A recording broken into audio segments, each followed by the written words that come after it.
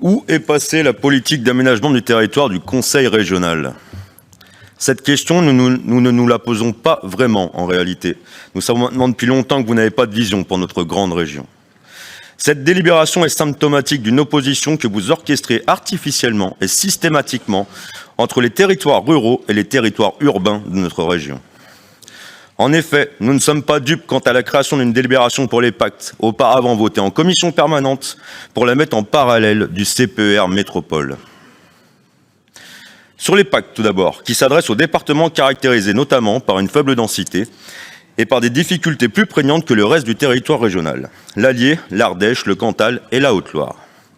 Vous vous gargarisez d'avoir engagé 360 millions d'euros sur ces territoires lors de la précédente génération des pactes. Mais c'est en réalité un regroupement de crédits de différents programmes. Contrat région, contrat ambition, CPER, FEADER, etc.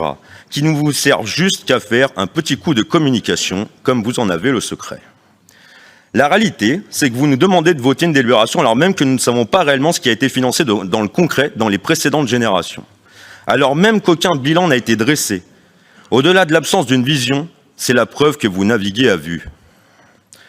Vous vous cachez derrière votre petit doigt pour dire qu'il n'est pas possible de faire un bilan de ces pactes, alors même que nous possédons en France un des instituts statistiques les plus performants au monde, l'INSEE. À noter tout de même que 22% de l'enveloppe est consacrée à des routes, seulement 2% au réseau ferroviaire et 0% au transport public. Vous êtes resté visiblement sous Windows 98. Au-delà des données et des chiffres, je vais vous partager un indicateur de l'échec de cette politique, un indicateur de la vraie vie. Lors de mes vacances en famille en Haute-Loire l'été dernier, ma fille s'est fait une entorse. Nous avons dû rouler pendant 50 minutes sur du goudron flambant neuf pour trouver le premier appareil de radiologie. Votre vision du territoire contribue à vider nos campagnes en construisant des axes routiers, aspirateurs d'habitantes et d'habitants vers les villes, grignoteurs de nos terres agricoles pour construire des lotissements pavillonnaires et suppresseurs de nos services publics et de nos emplois locaux. Nos territoires ruraux méritent mieux, particulièrement les plus d'1 million d'habitantes et d'habitants de ces départements. Sur le volet métropolitain du contrat de plan État-région maintenant, ce document fait suite à l'adoption en octobre 2022 du volet territorial. Force est de constater que vous accouchez d'un document après des négociations douloureuses.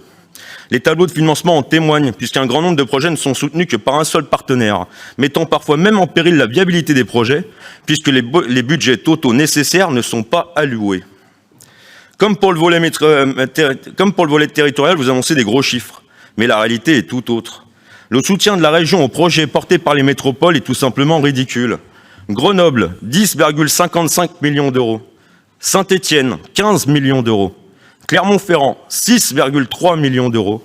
Et Lyon, 13 millions d'euros. C'est cela la réalité. Et parfois même, vous avez exigé que les métropoles mettent le même niveau de financement sur les projets portés par la région. Afin de grossir les chiffres, vous intégrez également des projets qui sont de notre seule compétence, comme la construction du nouveau lycée de Caluire, qui permet à lui seul de gonfler les chiffres de 55 millions d'euros. À ce jeu, vous auriez dû ajouter les nouveaux locaux du conseil régional Roussemis et Montrochet. Tant qu'il y a de la gêne, il n'y a pas de plaisir. Au-delà, les critiques que nous avions relevées dans le volet territorial restent d'actualité dans ce document.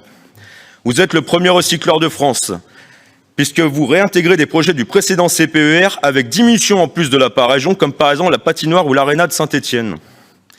Vous êtes le roi clé des subventions fantômes, puisque plusieurs territoires sont encore en attente du paiement de projets issus du précédent CPER.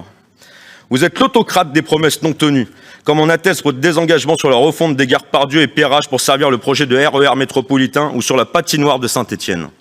Vous êtes le seigneur des panneaux, car vous financez les projets qui brillent, ceux pour lesquels vous pouvez communiquer fortement et installer vos panneaux bleus.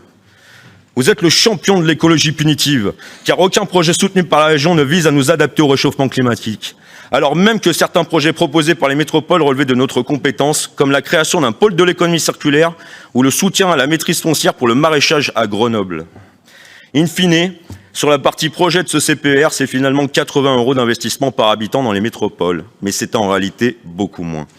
Les 2,5 millions d'habitantes et d'habitants de nos métropoles méritent mieux.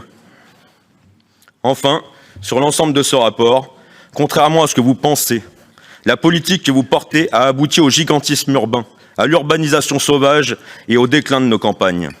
Nous, écologistes, nous portons une vision de l'aménagement du territoire diamétralement opposée à la vôtre qui repose sur le principe de vivre et travailler au pays.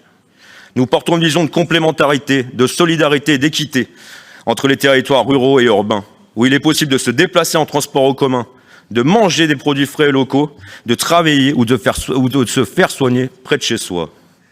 Notre mission est de veiller à ce que l'aménagement du territoire se fasse au bénéfice de toutes et tous, avec en ligne de mire l'amélioration de notre qualité de vie et l'adaptation au changement climatique.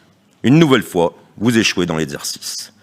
Je vous le dis sans détour, notre grande région, Auvergne-Rhône-Alpes, mérite mieux qu'un président qui attise les divisions, surjoue les clivages entre ville et campagne pour nourrir son récit personnel. Un président qui se sert d'elle comme d'un marchepied hypothétique vers l'Élysée. Pour toutes ces raisons, nous voterons contre l'ensemble de ce rapport.